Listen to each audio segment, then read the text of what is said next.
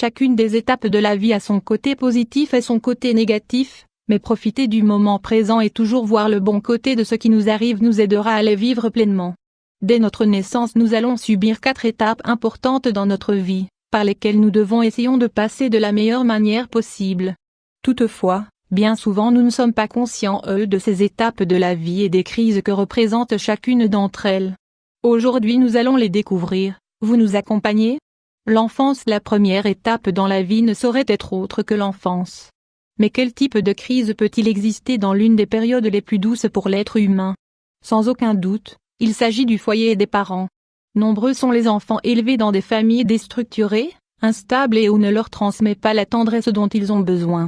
Nombre de ces enfants auront des blessures émotionnelles et des manques qui se manifesteront dans leur vie d'adulte et qui leur causeront des problèmes dans leurs relations avec les autres.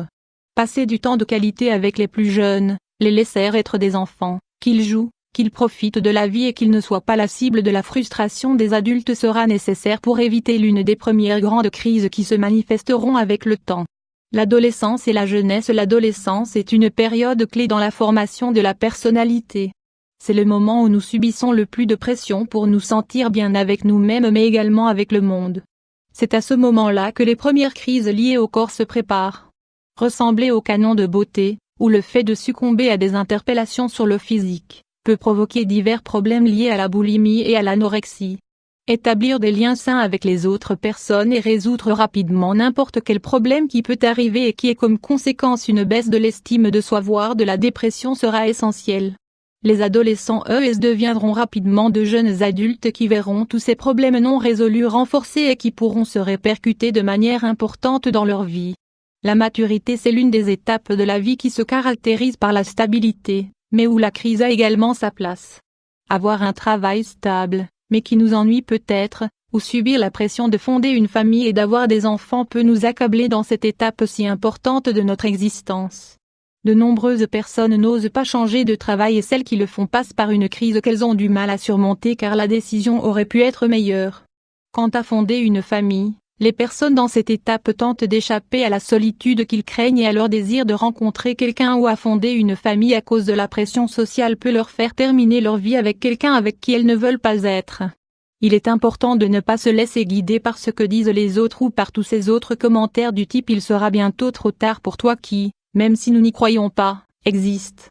La vieillesse. Nous avons déjà accompli 3 étapes de notre vie et nous nous trouvons désormais dans la dernière, la vieillesse, où la retraite est présente et où nous pouvons davantage profiter de la vie.